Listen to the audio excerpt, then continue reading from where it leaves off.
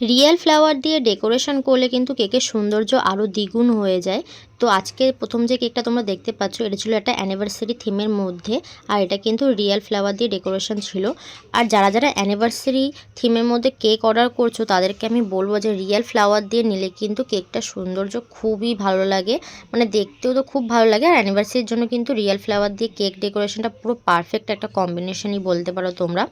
তো যাই হোক, আজকে যে কেকটা অর্ডার করেছে সে আমার কাছে প্রথমবার কেক অর্ডার করছে আর খুব ভালো রিভিউ দিয়েছে প্রথমবার কেক নিয়ে। তো এটা ছিল 2 টায়ারের মধ্যে একটা কেক। কাস্টমারকে আমি কিছু পিকচার পাঠিয়েছিলাম, তার মধ্যে সে এই ডিজাইনটা চুজ করেছিল। তো প্রথমে আমি একটার উপর একটা কেক বসিয়ে দিয়েছি, তারপর একটা কাপল পিকচার দিয়ে দিয়েছি দেখতে পাচ্ছ। এরপর আমি রোজগুলো দিয়ে দিয়েছি। আর এই ফুলটার আমি নাম জানি না, কিন্তু দেখতে খুবই সুন্দর লাগছিল, তো আমি এটা দিয়ে দিলাম। আর রোজগুলো দেখতেই পেয়েছো আমি নিচে কিভাবে কভার করে নিয়েছি।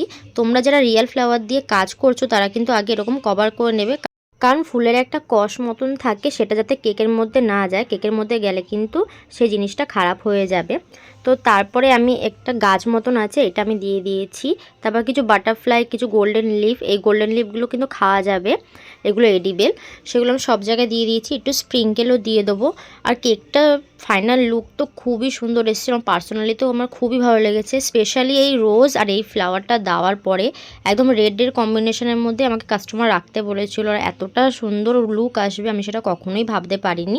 তোমরাই দেখে বলবে যে তোমাদের কেমন লাগলো এই ডিজাইনটা। তারপর লাস্ট টাইম একটু সিলভার কালার ডাস্ট করে নিলাম। আর যেহেতু অ্যানিভার্সারি কেক তাই একটা অ্যানিভার্সারি টপার দিয়ে দিয়েছি। আর এই ছিল আমার কাস্টমার রিভিউটা। আর এই ছিল আমার কেকের ফাইনাল লুক। তোমরা যারা এরকম সুন্দর সুন্দর রিয়েল ফ্লাওয়ার দিয়ে কেক নিতে চাইছো তারা কিন্তু আমাকে কন্ট্যাক্ট করতে পারো, আর নিজের মতন করে পুরোপুরি কিন্তু কাস্টমাইজও করে নিতে পারো। আর এই কেকটা তোমাদের কেমন লাগলো আমাকে কমেন্ট করে জানিও। আর আমার কাছে কেক অর্ডার করার জন্য কিন্তু আমার সাথে কন্ট্যাক্ট করতে পারো 7679340253। এই নাম্বারে কিন্তু তোমরা হোয়াটসঅ্যাপ বা কলও করতে পারো, বা আমাকে ইনবক্স করতে পারো, বা কমেন্টেও কিন্তু আমাকে জানাতে পারো যে তোমরা কেমন ধরনের কেক নিতে চাইছো। তো সেকেন্ড যে কেকটা দেখছো এটা আমার রিপিট কাস্টমার অর্ডার করেছিল, আর একদম ছোটোর মধ্যে 1/2 পাউন্ডের মধ্যে ছিল। কাস্টমার একটা পিকচার পাঠিয়ে আমাকে বলে দিয়েছিল সেম টু সেম করে দিতে। অনেকটাই ডিজাইন ছিল এই কেকটার উপরে। তো আমি একটা লিফ নজেল দিয়ে প্রথমে উপরে আর নিচে একটু ডিজাইন করে নিয়েছি, তার উপরে আমি বাস্কেট নজেল দিয়ে ডিজাইন করে নিলাম।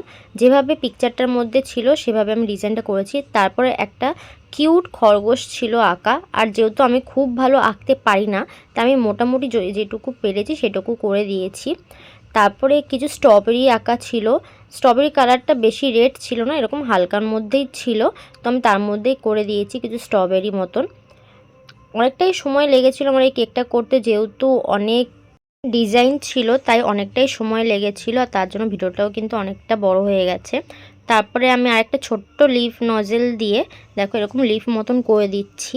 তারপরে যে নামটা আমাকে লিখতে বলছে সেটাও লিখে দিয়েছি, আর খরগোশের চোখ, নাক, এগুলো যা যা ছিল আমি সব করে দিয়েছি। আর স্ট্রবেরির উপর আমি ডট ডট মতন করে দিয়েছি।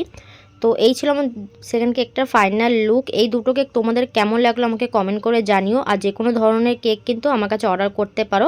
অর্ডার করার জন্য আমার সাথে কন্ট্যাক্ট করো। আর আমার ভিডিওটা লাইক শেয়ার করে দিও, আর কমেন্ট করতে ভুলো না। ওকে, টাটা।